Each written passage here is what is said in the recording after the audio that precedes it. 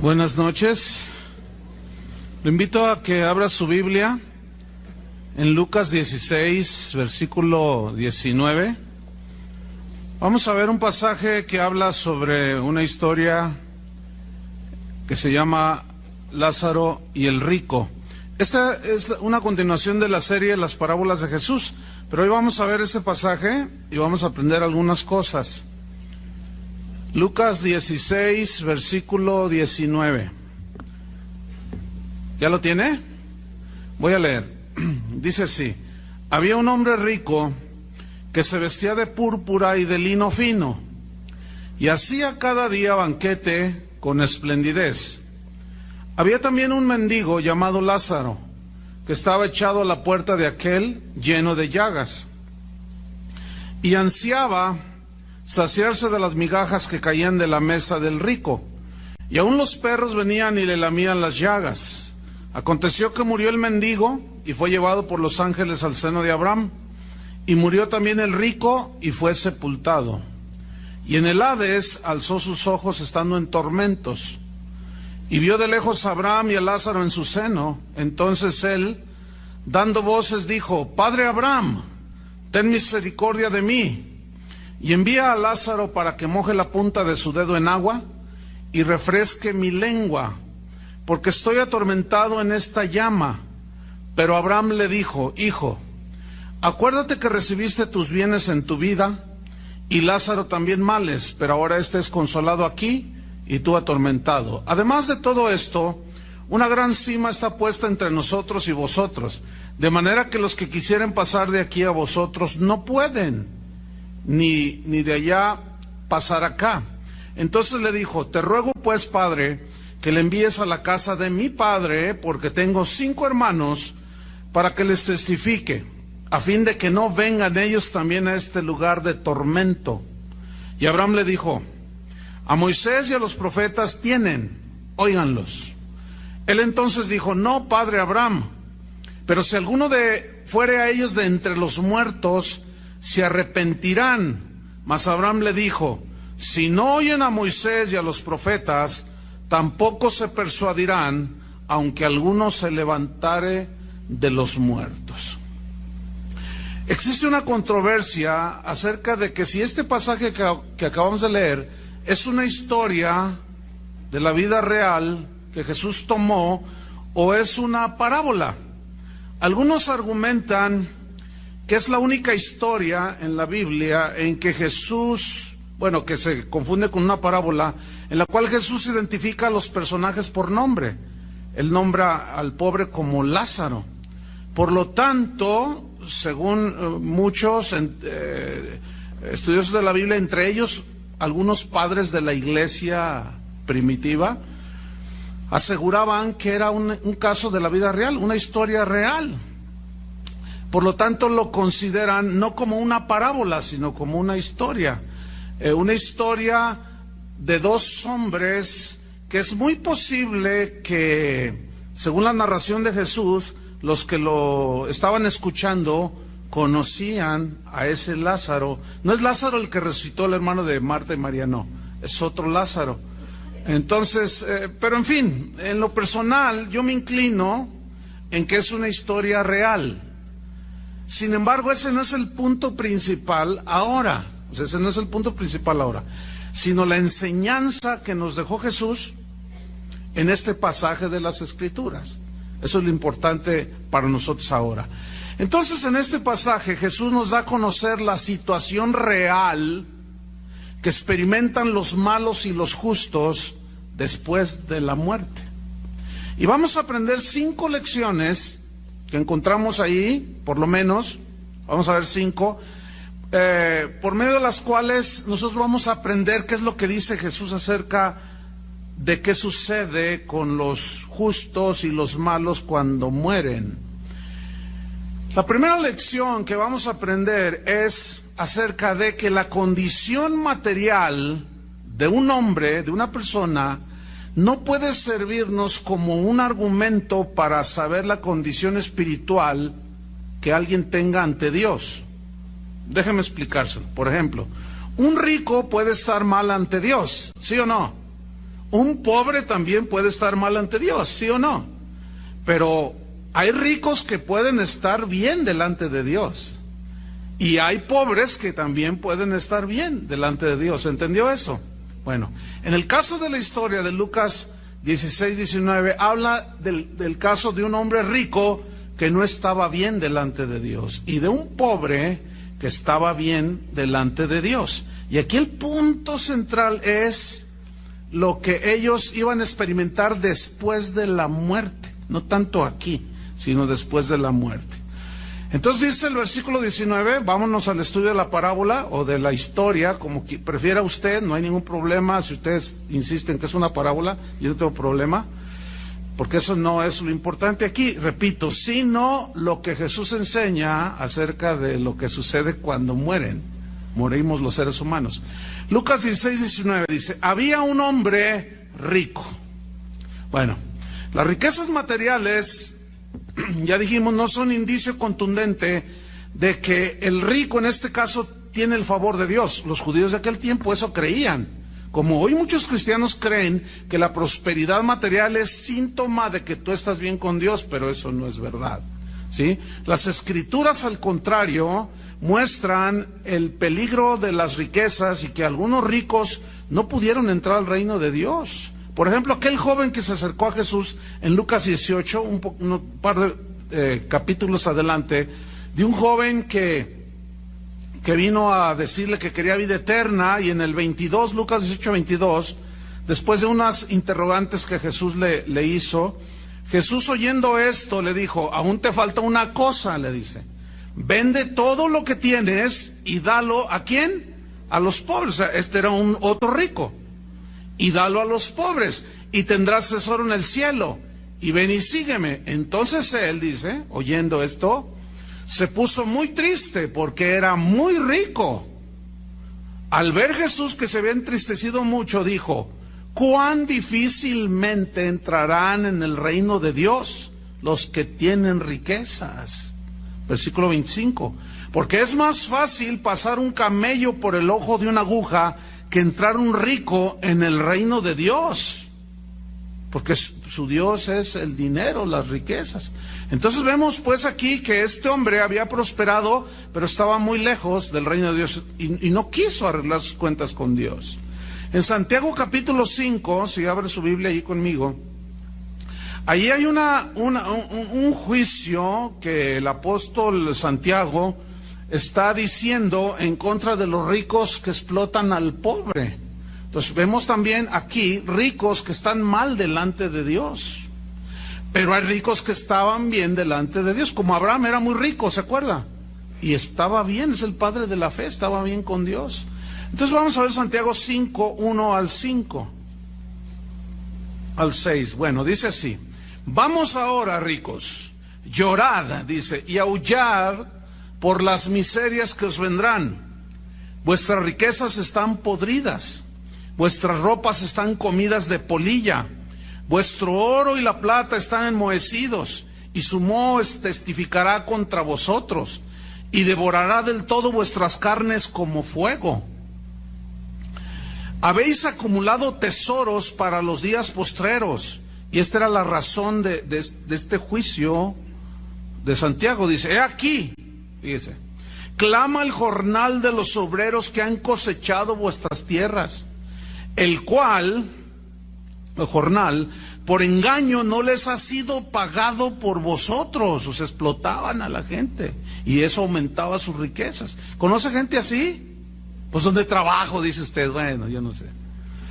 Dice, y los clamores de los que habían cegado han entrado en los oídos del Señor de los ejércitos. Habéis vivido en deleites sobre la tierra y sido disolutos. Habéis engordado vuestros corazones como en el día de matanza. Habéis condenado y dado muerte al justo, y él no os hace resistencia. ¿Por qué? Porque no puede. ¿Saben ustedes por qué existen los sindicatos? ¿Sí saben? Por el abuso de los patrones, por eso. Si los patrones fueran justos y pagaran lo justo, no existirían los sindicatos. Entonces volvamos a Lucas 16, 19. Dice que había entonces un hombre rico Y luego da unas señas muy interesantes. Dice que se vestía de púrpura y de lino fino, es decir, se vestía con ropa cara en exceso. Según en ese tiempo, todo lo que tenía color púrpura era muy fina, era el color que usaban los reyes, etcétera. Y el lino fino, junto con la tela púrpura, color púrpura, valía su peso en oro. O sea, lo que pesaba la túnica, ese era el valor en oro. O sea, haga de cuenta que se ponían un traje de Armani, ¿sí? De $15,000, o sea, de $10,000, que equivalen como a 120,000. Imagínense un traje de 120,000 pesos. Pues es una exageración, ¿no es cierto? Bueno, pues este hombre andaba pues con lo mejor de la ropa, con lo más caro, pero era ropa cara en exceso.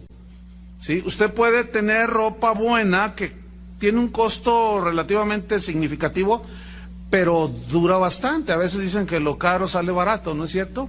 Pero aquí era una ropa cara en exceso. Había una exageración en el costo de las ropas que este hombre usaba, y tratando de mostrar tal vez su riqueza, como presumiéndole a todos que él sí tenía dinero. Pero luego dice el mismo versículo 19, que este hombre rico, elegante, hacía cada día, de continuo banquete, dice, con esplendidez. Y eso nos habla de un hombre rico, entregado totalmente a los placeres del mundo y de la carne. Como dice el Eclesiastés capítulo 2, versículo 10, así era este hombre rico, dice, no negué a mis ojos ninguna cosa que desearan, ni aparté mi corazón de placer alguno, porque mi corazón gozó de todo mi trabajo, el fruto de mi trabajo. Y esta fue mi parte de toda mi faena. Miré luego, dice el Eclesiastés, todas las obras que habían hecho mis manos y el trabajo que tomé para hacerlas, y aquí vi que todo era vanidad y aflicción de espíritu, y sin provecho debajo del sol. Bueno, aquí Salomón está reflexionando, era muy rico, ¿se acuerdan? Y él está reflexionando que en eso no consiste la vida del hombre. O como el hijo pródigo de la parábola, ¿se acuerdan? La parábola del hijo pródigo en Lucas también, capítulo 15, versículo 13, donde dice que juntándolo todo, se fue lejos a una provincia, apartada, lejos. Dice, y allí, este hijo pródigo desperdició sus bienes viviendo perdidamente. O como decimos en México, le dio vuelo a la hilacha. ¿Sí? Bueno, esto que está narrando Jesús es la historia de millones de personas, aún de pobres y ricos, que viven sin tomar en cuenta a Dios. El rico aumentando sus riquezas y el pobre queriendo obtenerlas. Total, se dedican a vivir su vida egoísta sin tomar en cuenta a Dios. Fíjese lo que dijo Job en el capítulo 21, versículo 7, acerca de esta clase de seres humanos, de personas que se dedican a vivir sin tomar en cuenta a Dios, sean pobres o sean ricos. Job 21, versículo 7 hasta el 15. Dice así: ¿por qué viven los impíos? ¿Por qué viven los impíos? Y se envejecen y aún crecen en riquezas. Fíjense, los impíos.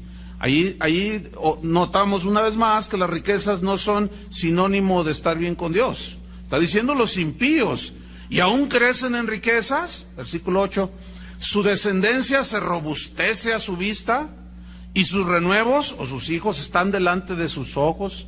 Sus casas están a salvo de temor, ni viene azote de Dios sobre ellos.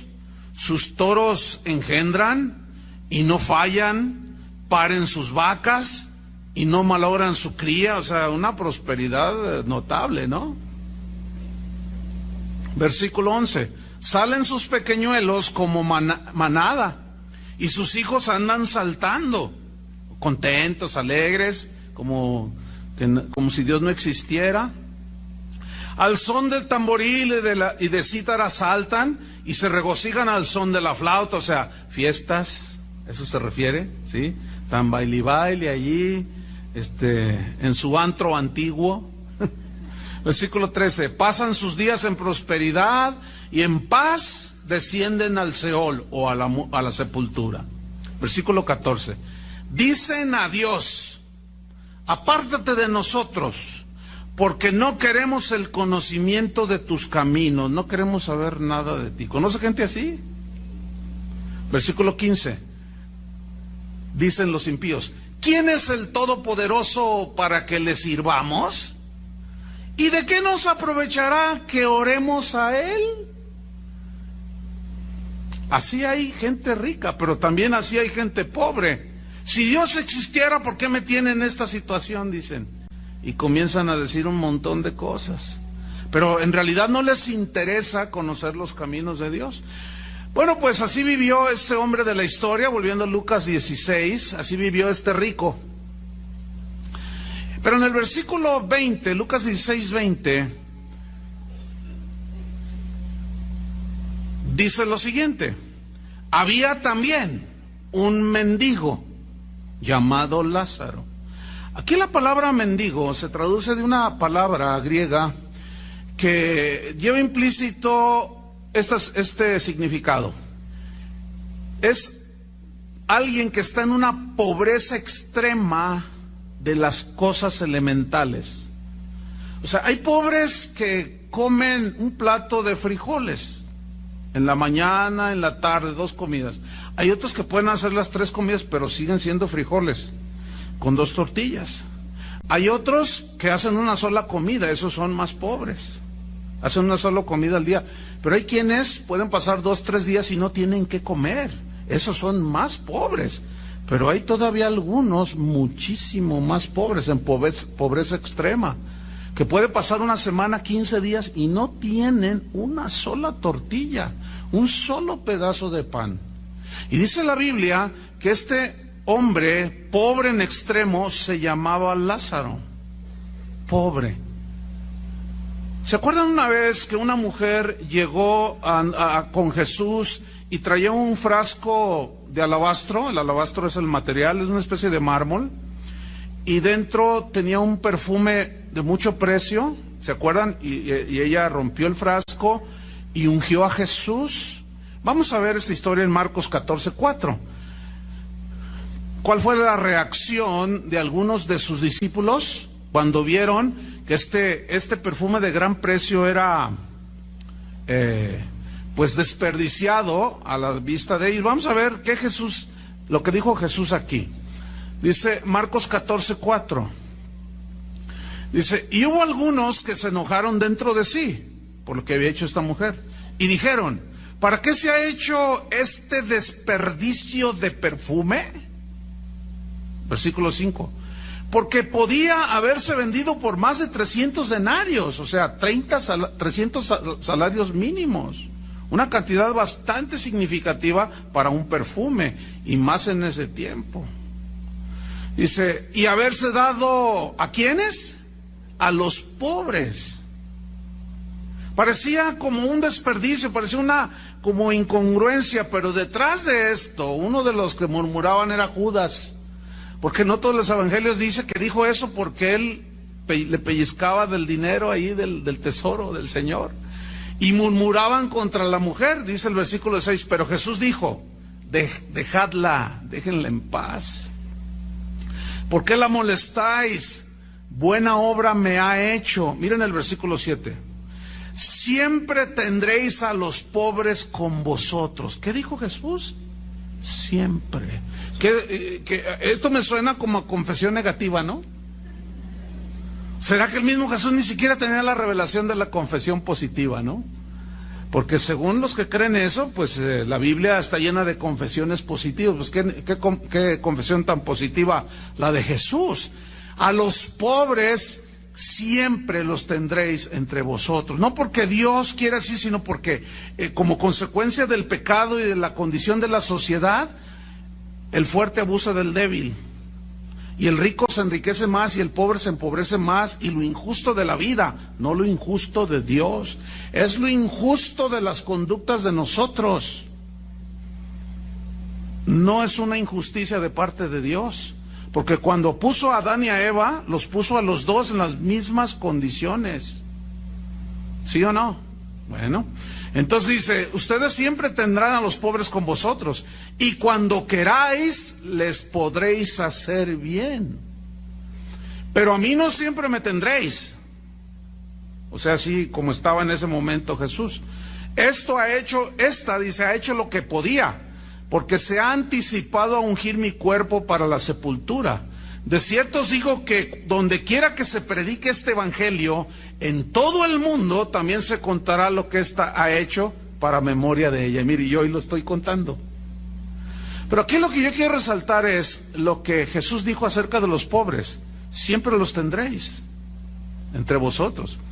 Cuando el apóstol Pablo se le reveló el evangelio, dice que él fue a Jerusalén a buscar a los apóstoles, Pedro, Santiago, Juan, etcétera. Y cuando los encontró, comenzaron a dialogar y los apóstoles dijeron, no, sin duda se te ha revelado el evangelio. Entonces reconocieron el llamamiento que Dios estaba haciendo al apóstol Pablo para ser un apóstol también y predicador del evangelio a los gentiles.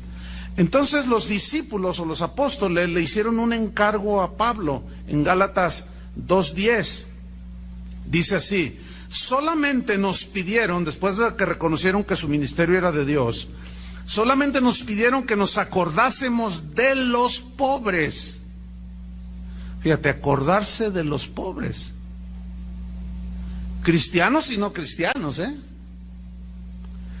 Lo cual, dice, también procuré con diligencia hacer. Entonces, vemos que los pobres, la gente pobre siempre va a haber en el mundo. Pobres, cristianos, ricos, cristianos, gente rica no cristiana, gente pobre no cristiana, ricos que están bien con Dios, pobres que están bien con Dios, ricos que están mal con Dios, pobres que están mal con Dios. Volvamos al versículo 20. Entonces dice que había también un mendigo llamado Lázaro.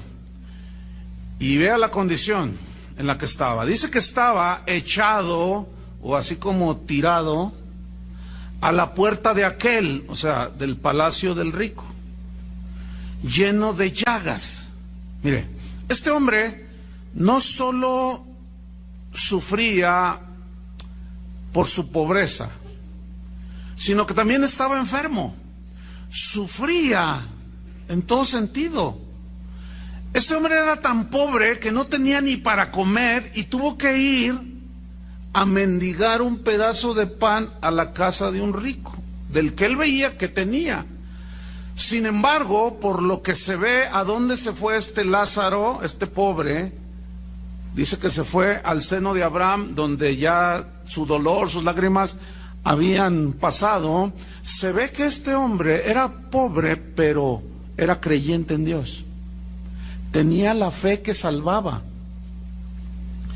Era pobre en cosas materiales, pero era rico en fe. De tal manera que su fe en el Dios vivo lo trasladó en el momento de su muerte. ¿A dónde?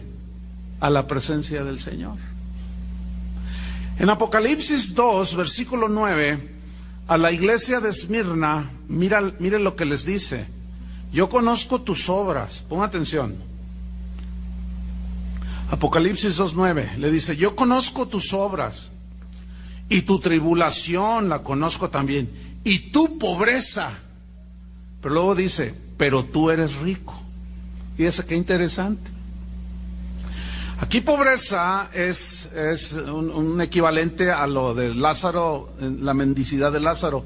Viene una palabra griega, protos, que significa pobre materialmente, en extremo inclusive. Entonces, fíjate lo que dice aquí el Señor: yo conozco tus obras, conozco que estás sufriendo, conozco tu tribulación, pero también conozco tu pobreza. pero luego les dice a los cristianos de Esmirna, pero tú eres rico. A ver, ¿cómo está eso? Se entiende que era pobre en extremo en cosas materiales, pero rico en fe.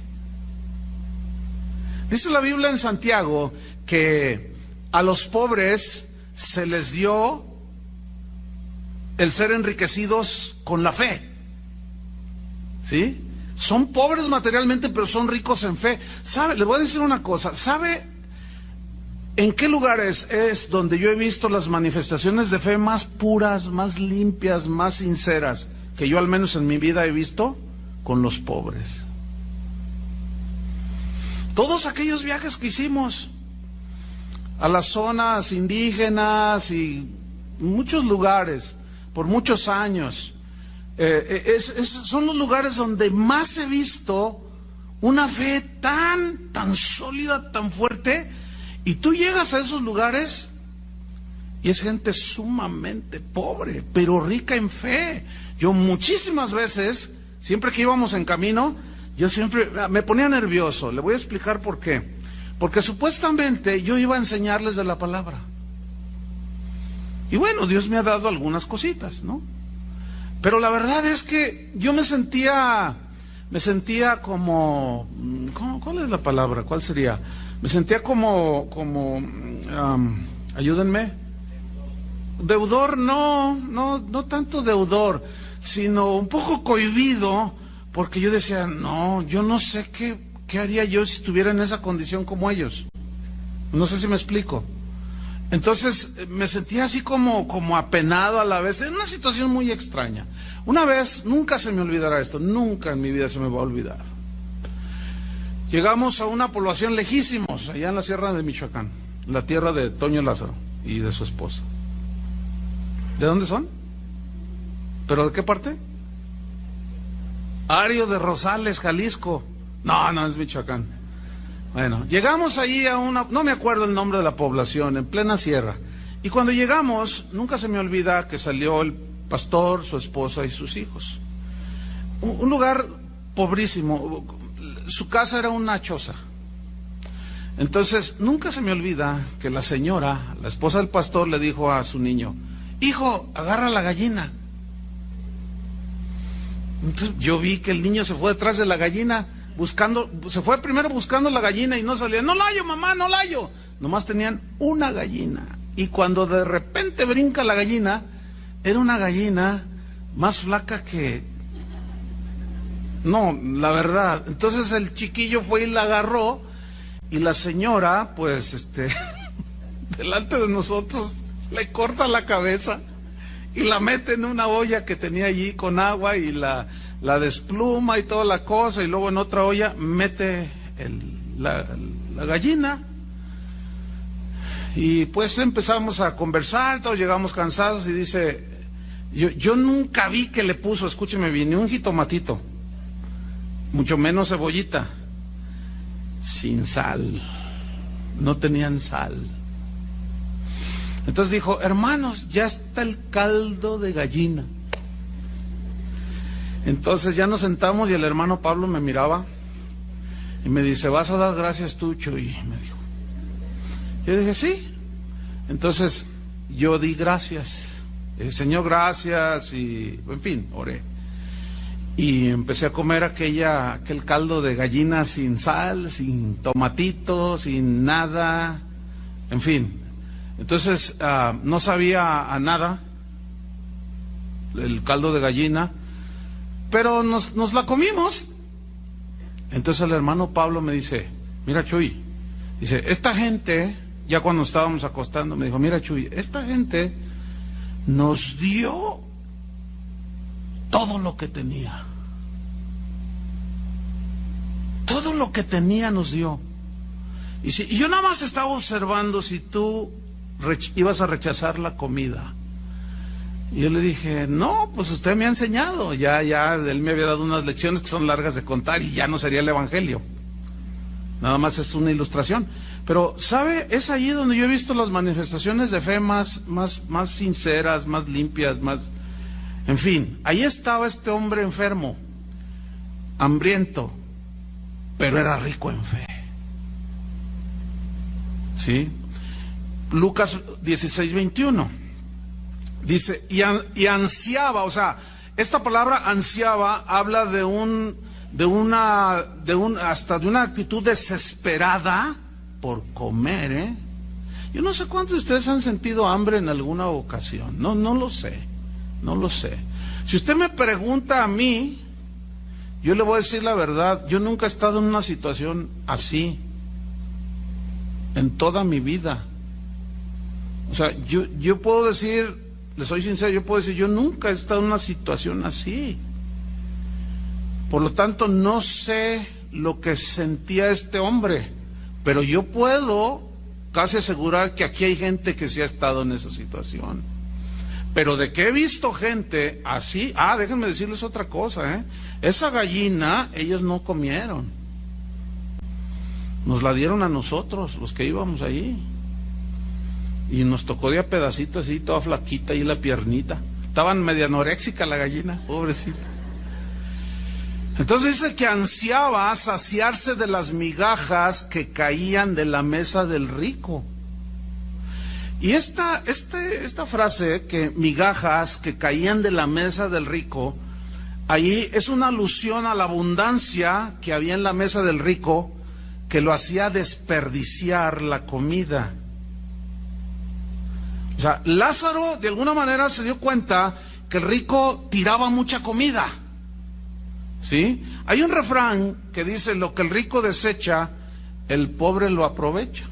También hay otro, no muy conocido, que dice, lo que al rico le sobra, al pobre le es riqueza. Hace años cuando, yo conocí al Señor, y yo tenía un trabajo en un hotel, aquí en Plaza del Sol, que era Holiday Inn en ese tiempo.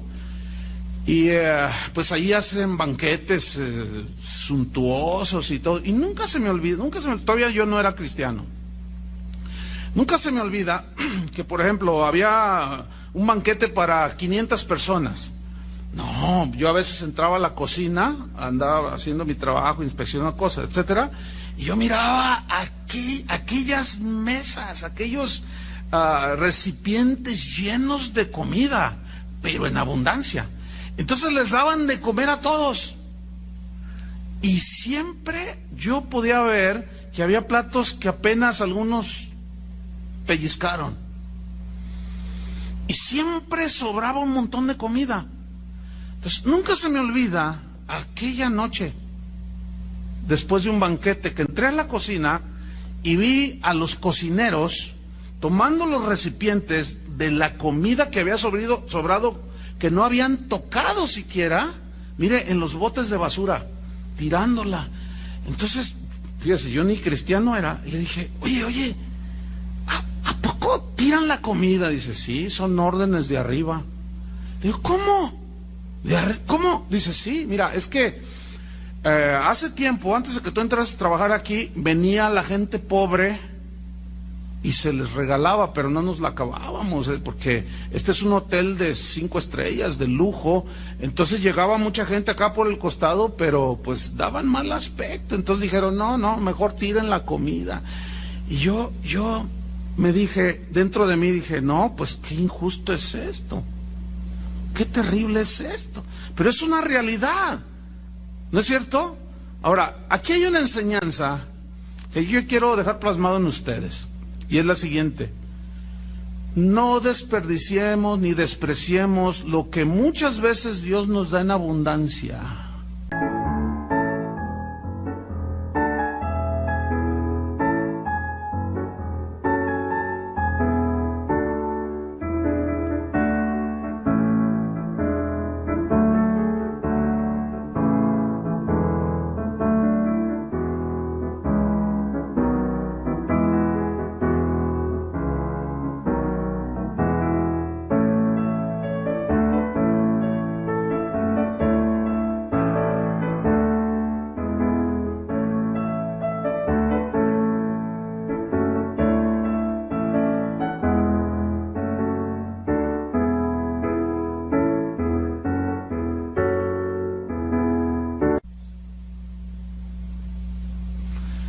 Y que compartamos con los pobres. A mí Dios me ha avergonzado en algunas ocasiones, y me da pena delante de Dios, pero por ejemplo, hay algunos que saben esto, yo no puedo comer el ajo porque me produce muchas náuseas, o sea, y es muy desagradable para mí, me hace daño. Entonces, cualquier comida que contenga ajo no la como. Claro, a veces he estado en situaciones, por ejemplo, alguien me invita y pues a veces está el mojo de ajo y nomás le digo, Señor, gracias porque inventaste el Alka-Seltzer o las saldiuvas. Pero no soy asiduo a eso porque no me cae bien, vamos, ¿no? Pero ¿cuántas veces Dios nos ha dado en abundancia? No solo comida, ropa, zapatos y muchas cosas, y nos quejamos. Vergüenza nos debería de dar. Yo le confieso, a mí se me da vergüenza. ¿Sabe? Yo aprendí algo de una familia de aquí de la congregación hace muchos años. Esta familia es un ejemplo.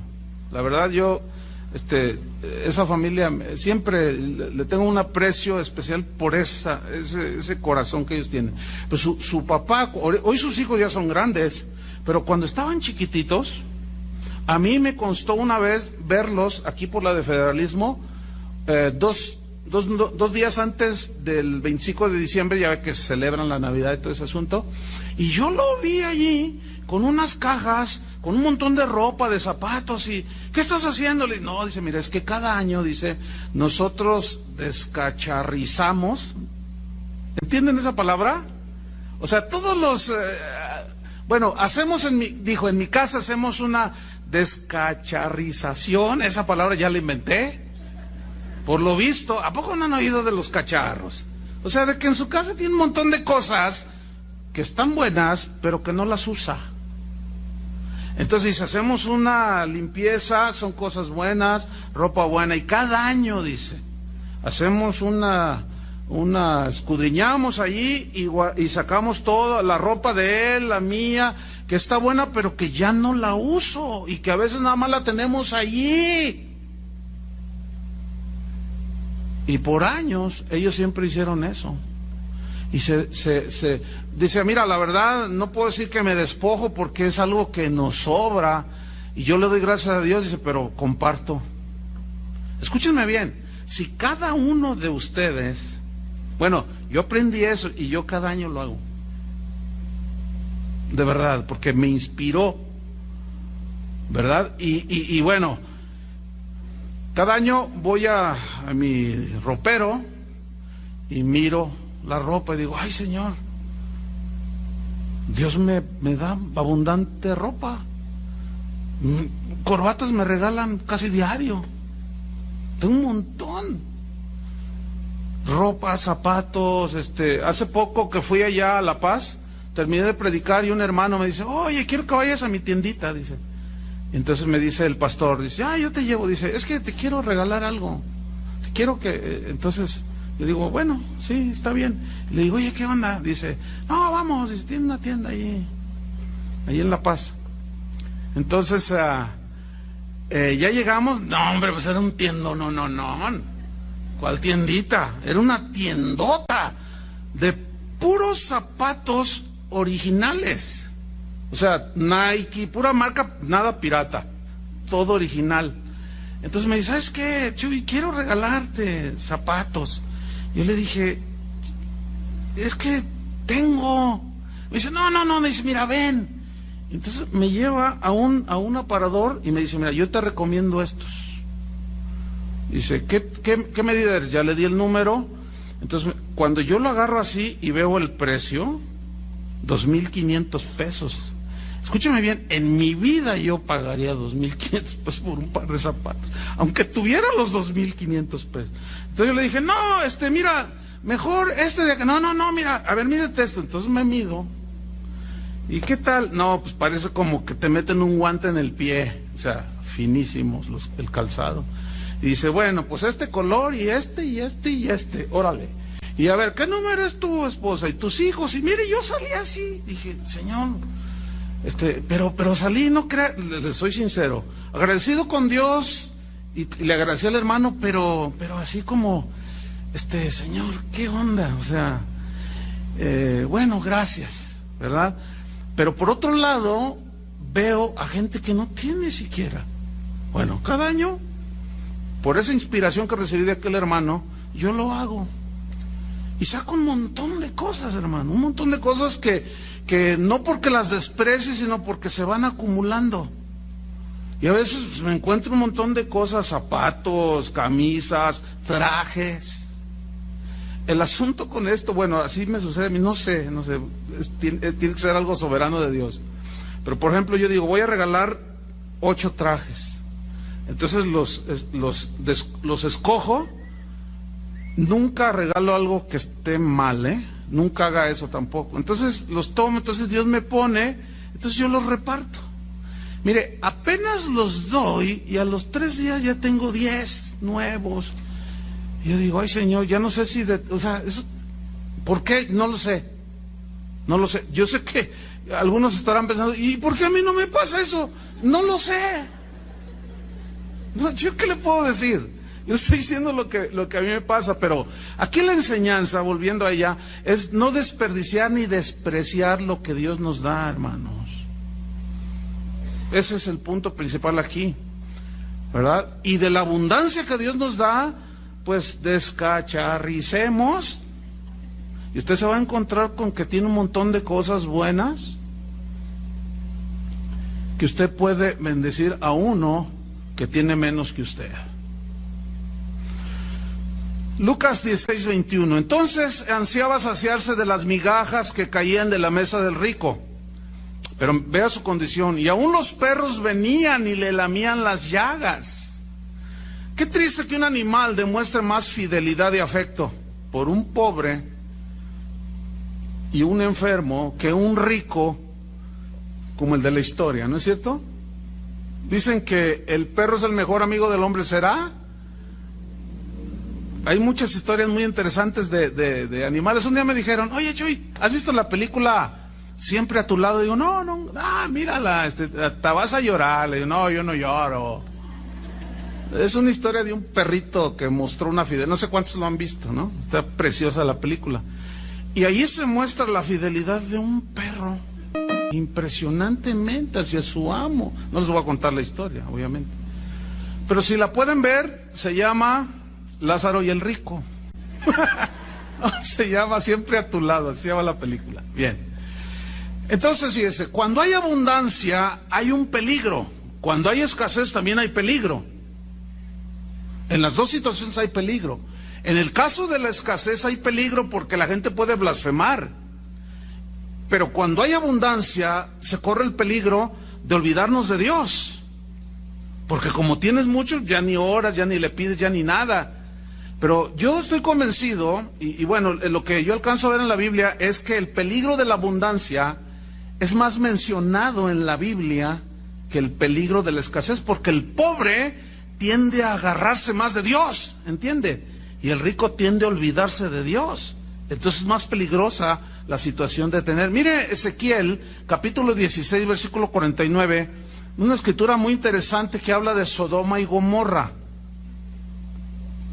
Y quiero que ponga atención a lo que dice aquí. ¿Cuáles fueron lo que antecedió a su corrupción moral? Fíjese lo que dice Ezequiel 16:49.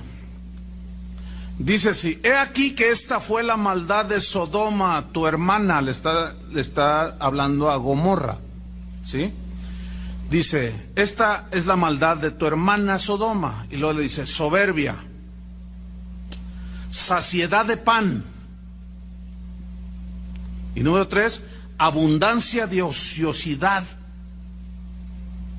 3 cosas: soberbia, saciedad de pan o abundancia de pan y abundancia de ociosidad. Como el rico de la otra parábola: oh, mis bienes han prosperado, voy a hacer mis graneros más grandes, y voy a hacer esto, y voy a hacer lo otro, y voy a hacer más allá. Y Dios no estaba en su mente. Entonces dice, abundancia de ociosidad tuvieron ella y sus hijas, y no fortaleció la mano del afligido y del menesteroso, y se llenaron de soberbia, e hicieron abominación delante de mí, y cuando lo vi, las quité. Una cosa tremenda. Bueno, la segunda lección que aprendemos en esta historia es que la muerte es el fin de todo ser humano en esta tierra. Si hay algo seguro a lo cual tú vas a recibir en esta tierra, es la muerte. Y es de los eventos en la vida que todos con seguridad viviremos, es el lapso de la muerte. Lo quieras o no, lo aceptes o no, algún día te cantaremos allá en el cielo, ya estás gozando de la presencia del Señor. Todos moriremos algún día. Dice Lucas 16:22. Dice, aconteció que murió el mendigo. Lucas 16:22. Murió el mendigo y fue llevado por los ángeles al seno de Abraham. Y murió también el rico y fue sepultado. Miren, cualquiera que sea la clase social o raza a la que usted pertenezca, todos enfrentaremos la muerte. Si usted es rico, si usted es pobre, si usted es más o menos, si usted está blanco, usted está prietito, si usted tiene ojos azules, ojos color negro, tiene mucho pelo, está calvo, qué sé yo. No. Todos enfrentaremos un día la muerte. Pero déjeme decirle que los sufrimientos del mendigo, los goces del rico, los banquetes suntuosos, la abundancia de aquel rico y la pobreza de aquel, termina todo con la muerte. Pero surge una pregunta: ¿termina la existencia del alma? Bueno, eso es lo que precisamente Jesús está enseñando en esta parábola. En Eclesiastés 3:19 y 20, el predicador dice lo siguiente: porque lo que sucede a los hijos de los hombres y lo que sucede a las bestias, un mismo suceso es. Como mueren los unos, así mueren los otros. Y una misma respiración tienen todos. Ni tiene más el hombre que la bestia. Todo esto es vanidad.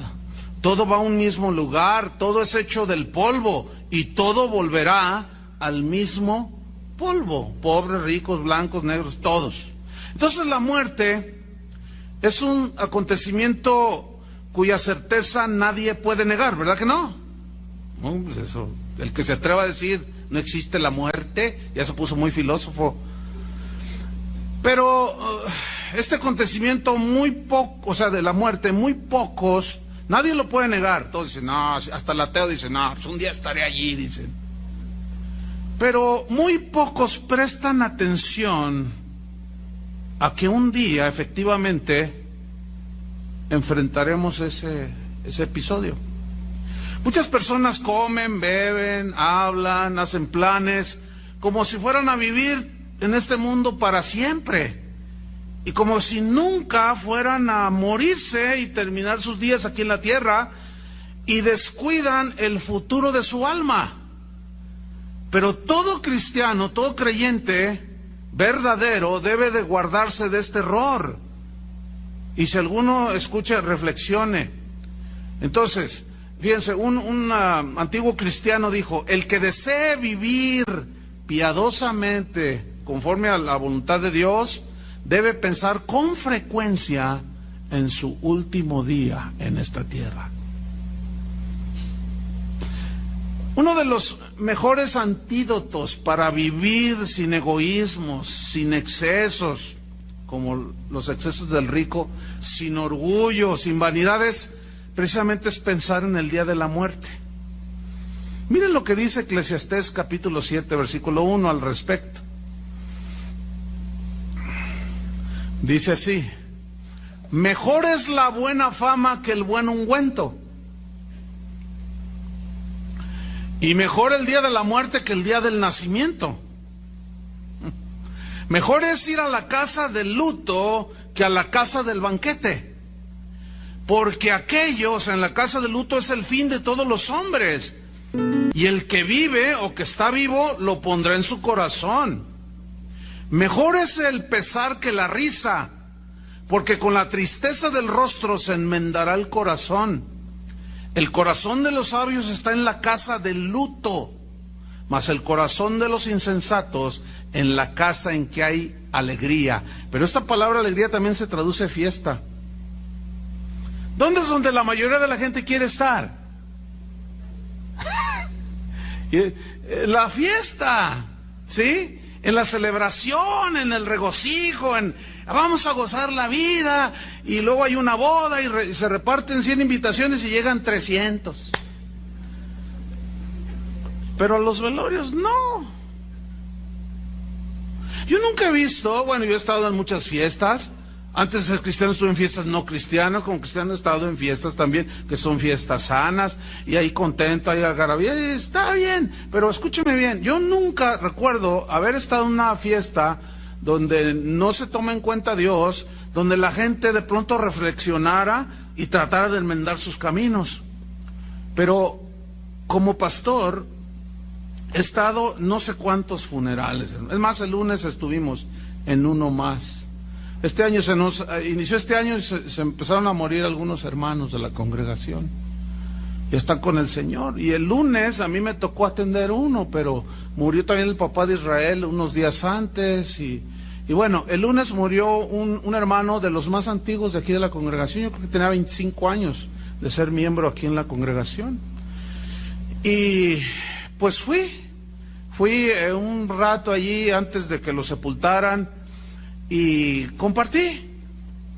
Y había algunos cristianos allí, obviamente, de su familia, de él y de su esposa, pero la gran mayoría no eran cristianos. Entonces pues, estaba llena aquel lugar, aquella capillita donde yo les compartí un mensaje y una reflexión acerca de la muerte. Y cuando yo decía cosas, les leí estos versículos, por cierto, y yo veía la reacción en ellos, le hacían así como, ay, ¿quién? Pero a la vez yo miraba, les miras el rostro porque desde arriba se ve todo muy bien, estaba el féretro del hermano ahí adelante, y la gente lo miraba así, nomás le decía, y yo los veía muy pensativos, y bueno, pues con la palabra de Dios traté de llevarlos a una reflexión de que no fueran insensatos y que pensaran que un día, y se los dije, sin duda usted estará allí. Y algunos así como que no les gusta, ¿verdad? Pero la verdad es que esa es la realidad de las cosas, ¿no es cierto? Entonces, yo siempre he visto que en esos episodios donde hay luto, la gente está más receptiva. Tú llegas a una fiesta donde están embriagándose y todo, y dile, oye, te quiero hablar de la salvación. ¿Cuál salvación? Vete a tal lugar con tus cosas. Aquí es para gozar la vida. Pero donde hay luto, qué fácil es hablarles del Señor. Luego se acerca la gente y te pregunta, oiga, eso que dijo, ¿dónde está? Pues aquí en este librito, mire, yo iba a una Biblia chiquita. Aquí en este libro, ay, qué interesante, pues sí. La tercera lección, vámonos sobre el final, que esta parábola nos enseña, es que a la hora de la muerte de los justos, Dios cuida y guía sus almas a su presencia. Y nuestro Señor Jesucristo dice que cuando el mendigo murió, dice que fue llevado, dice en el versículo 22, que fue llevado por los ángeles al seno de Abraham. Ahora, hay algo muy consolador en estas palabras de Jesús, porque en realidad muy poco o casi nada sabemos de lo que experimentaremos después de dejar de existir. Porque nada más lo poco que podemos saber acerca del cielo, pues no lo podemos vivir ahora, hasta ese momento. Pero estas palabras nos deben de dar mucho consuelo, porque cuando nos llegue la hora y nos hallemos en el lecho de muerte y entremos a, vamos a llamarlo así, a una dimensión desconocida, a un mundo desconocido, bueno, estas palabras nos ayudan a tener fe y confianza. Sin embargo, bueno, nos consolará el saber de que Jesús... Apaga esas luces, no, porque están distrayendo a la gente, estas luces de acá. Gracias. Nos consolará el saber que los que mueren en Jesús, mueren en los brazos de Él. ¿Cuántos están en Cristo? Y esos no serán arrojados a las tinieblas. Ni estarán sin albergue, ni sin morada, durante el tiempo que transcurra entre la muerte y la resurrección. No, estaremos en la presencia de Dios. Vamos a encontrar sosiego los que hayamos tenido fe, como la fe de Abraham. Por eso Abraham aparece aquí en la historia. Nada nos faltará, y lo que es todavía más, estaremos con Cristo, y según palabras de Pablo, lo cual es muchísimo mejor. Esto lo dijo él en Filipenses 1:21, no lo busque. Pero él dijo, porque para mí el vivir es Cristo y el morir es ganancia. Y cuando hay un velorio, siempre la gente dice, tenemos la lamentable pérdida del hermano Panchito, ¿verdad? La hermana Pedrita, la hermana no sé qué. Dicen que es pérdida, pero según la Biblia no es pérdida. ¿Qué es? Ganancia. ¿Para quién? Para el que se muere. ¿Por qué? Porque el que se muere está mejor que el que queda. Yo les dije ahora este lunes que sepultábamos al hermano Espejo, Gertrudis Espejo. Cuando estábamos ahí les dije, miren, vamos a hacer una oración, no por el alma de él ya está mejor que nosotros. Vamos a orar por los que estamos vivos aquí, porque todavía nosotros tenemos que luchar contra la maldad del mundo, contra el diablo, contra el pecado, contra nuestra carne, contra los zetas, contra todo el mundo. ¿Sí? Vamos a orar por nosotros. Pablo decía, mas si el vivir en la carne o en este cuerpo resulta para mí en beneficio de la obra, no sé entonces qué escoger, porque de ambas cosas estoy puesto en estrecho, teniendo deseo de partir y estar con Cristo, lo cual es muchísimo mejor. Pablo aquí nos está asegurando que al morir el cristiano se va a la presencia de Dios. La cuarta lección que nos enseña esta historia es que hay un infierno eterno. Y Jesús lo dice en palabras infalibles, o sea, inequívocas, que después de la muerte el rico se fue al lugar de tormento. Y lo describe claramente ahí en la historia cómo este hombre deseaba ansiosamente, así como ansiaba Lázaro comer del pan, este rico deseaba ansiosamente una gota de agua para refrescar su lengua, y cómo había una grande cima entre él y Abraham que nadie podía pasar. Esto está en el versículo 23, Lucas 16:23. Y en el Hades alzó sus ojos. Ahí está, queda el alma viva con todas las expresiones y sentimientos que tuvimos aquí, pero ahora es espiritualmente. Mire, el cuerpo simplemente es como el traje en el cual usted vive dentro, y este cuerpo sirve solamente para podernos mover y expresarnos en esta tierra, pero dentro tenemos un alma, un espíritu, ¿sí? Que así como nosotros sentimos, olemos, palpamos, escuchamos, espiritualmente es lo mismo. Cuando Jesús dijo, el que tiene oídos para oír, oiga. Entonces todos tenían oídos, pero se refería a los oídos espirituales. Entonces hay un ser espiritual que es el que vivirá eternamente o morirá eternamente en el infierno o vivirá eternamente en el cielo. Dice que estaba ahí en el versículo 24, daba voces y dijo, Padre Abraham, ten misericordia de mí y envía a Lázaro para que moje la punta de su dedo en agua y refresque mi lengua porque estoy atormentado en esta llama. Hay pocos pasajes bíblicos en los cuales se exprese tan claro esto, ¿sí? Que bueno, pavor debe de darnos, temor, sí, temor. Entonces, aquí habla que el castigo de los malvados será eterno, y esa es una verdad incuestionable. Desde el día que Satanás le dijo a Eva, no moriréis, desde entonces no ha faltado gente que niegue la existencia de una eternidad, siempre ha habido.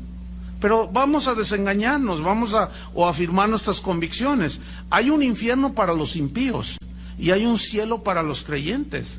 Hay ira y juicio para el que rechaza y no obedece el Evangelio de Dios, y hay gozo eternal para los que obedecen y entregan su vida a Jesucristo.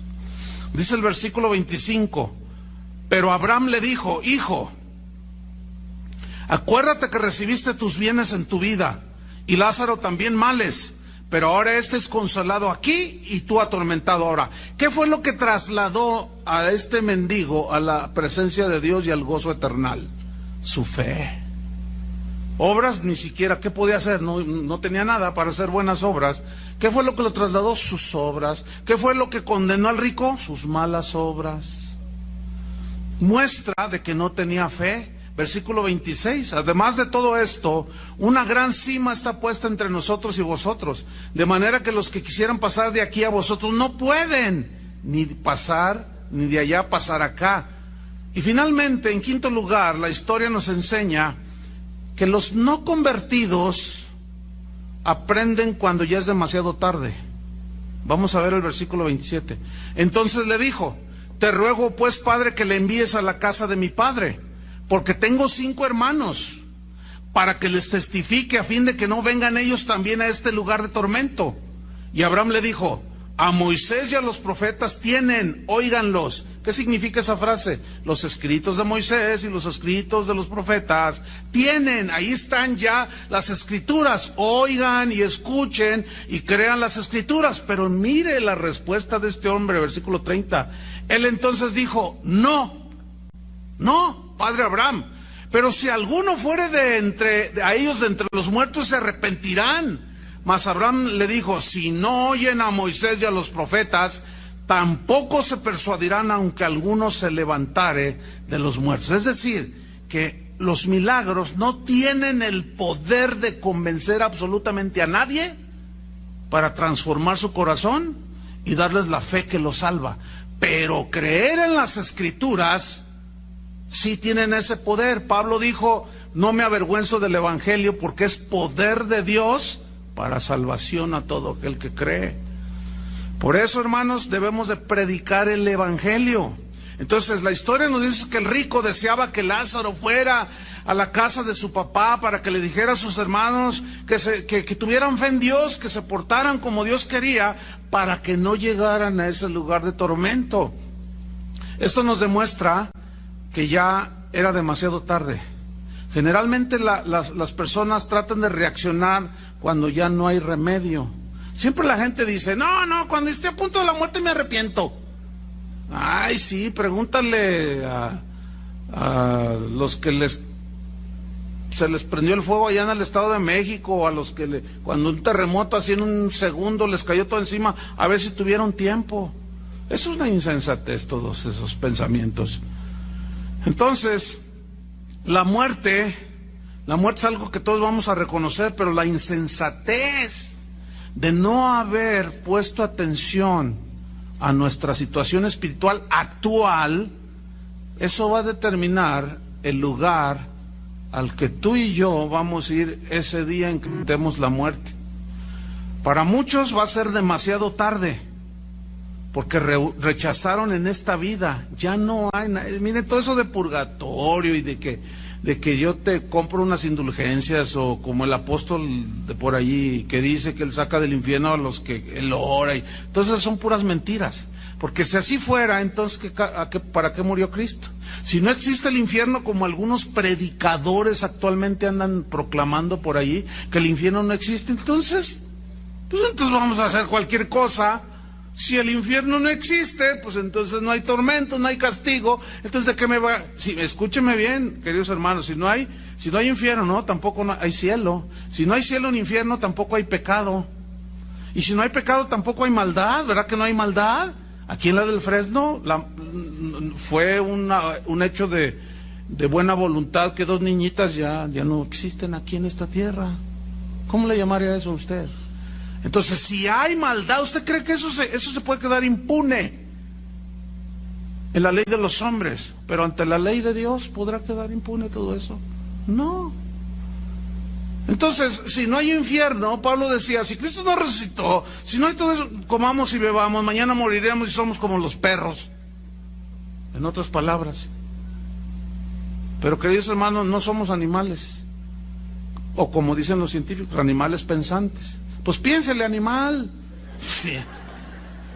De plano. Entonces, finalizamos, ¿verdad? La respuesta de Abraham de que enviara gente allí fue rotunda. Dicen: no, si no oyen a Moisés y a los profetas, tampoco van a creer si se les aparece la Llorona, Juan Diego y el que sea. No. Los muertos, hermanos, aunque se levanten de los sepulcros, no podrán decirnos nada más de lo que la Biblia ya nos dice. La fe en el Hijo de Dios, en su sacrificio. Y los evangelios nos narran la historia de la salvación. La fe en las Escrituras de lo que dice que hizo Cristo, el Hijo de Dios. En eso es lo que debemos de creer para cuando enfrentemos ese día, ¿dónde vamos a pasar la eternidad? Esa es la enseñanza de esa historia, parábola o no. Ok, vamos a suponer que es parábola. Bueno, ya nos está diciendo lo mismo. Hay un infierno, hay impíos, hay malos. ¿Dónde vas a pasar la eternidad? Ese es el mensaje de la historia o de la parábola. Oremos. Señor, te damos gracias por la palabra que es viva y eficaz y que nos advierte, nos instruye, nos amonesta, nos hace ver nuestra condición, pero también nos dice acerca de nuestro futuro. Aquí en la tierra somos como la neblina que amanece y cuando sale el sol se desvanece. Así es la vida del hombre. La vida del hombre es como la flor del campo, que hoy es y mañana se seca y desaparece. Así somos, tan efímeros. Pero el orgullo, la soberbia, tanto de pobres y ricos, tiene atrapada a la humanidad. Para eso vino el Hijo de Dios, para sacarnos de esa condición tan trágica y espantosa. En las palabras de Jesús hay verdad, no hay nada engaño. Él es amor, pero también es un Dios que sigue castigando el pecado, y la paga del pecado es muerte. Pero si nuestros pecados son lavados con la sangre de Cristo, la dádiva de Dios es vida eterna. Y el Apocalipsis termina diciéndonos que allá en el cielo no habrá más llanto, ni más tristeza, ni más dolor. Porque las cosas terrenales ya pasaron y nuestra eternidad con Dios comenzó desde el día en que Él limpió nuestros pecados. Pero que se hace una realidad. Qué realidad tan maravillosa poder ver al Hijo de Dios cara a cara y disfrutar de la paz de los justos, el sueño de los justos, dice la Biblia. La Biblia dice, usa una palabra, durmió,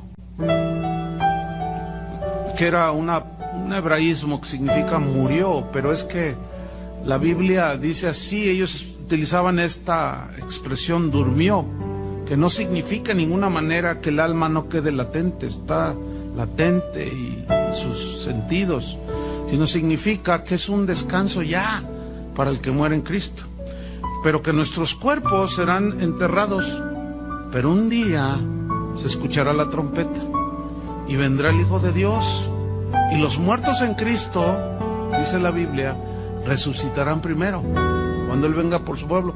Y habrá algunos privilegiados que no verán la muerte física.